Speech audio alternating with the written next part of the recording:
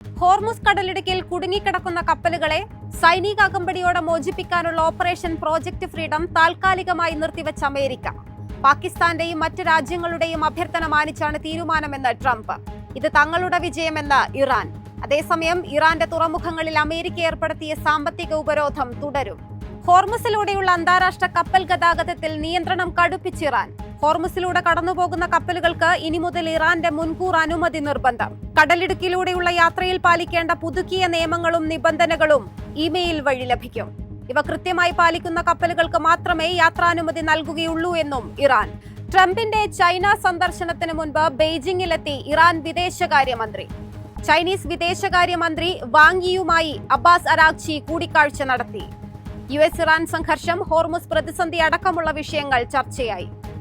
വാണിജ്യ സിലിണ്ടറിന്റെ വില വർധനയ്ക്കെതിരെ പ്രതിഷേധം കടുപ്പിച്ച് Kerala hotel and restaurant association. ഹോട്ടലുകൾ, റെസ്റ്റോറന്റുകൾ, ബേക്കറികൾ, ക്യാന്റീനുകൾ എന്നിവയുടെ സംസ്ഥാന വ്യാപക പണിമുടക്ക് തുടരുന്നു. ഓൺലൈൻ ഫുഡ് ഡെലിവറികളും പ്രവർത്തിക്കുന്നില്ല. വില കുറച്ചില്ലെങ്കിൽ അനിശ്ചിതകാല സമരത്തിലേക്ക് കടക്കും. സംസ്ഥാനത്ത് സ്വർണ്ണവിലയിൽ വർധന. ഗ്രാമിന് 195 രൂപയും പവൻ 1560 രൂപയുമാണ് ഇന്നു കൂടിയത്. ഇതോടെ ഒരു പവൻ സ്വർണത്തിന് 1,10,960 രൂപയും 1 ഗ്രാം സ്വർണത്തിന് 13,870 രൂപയുമായി. 18 ക്യാരറ്റ് സ്വർണം ഗ്രാമിന് 11,400 രൂപയും പവന് 91,200 രൂപയുമാണ് വിപണി വില. വെള്ളി ഗ്രാമിന് 265 രൂപയിൽ വ്യാപാരം. എളുപ്പത്തിൽ സമ്പാദ്യം വളർത്താം. ഇന്ന് തന്നെ മൈഫിൻ TV ആപ്പ് ഡൗൺലോഡ് ചെയ്യൂ.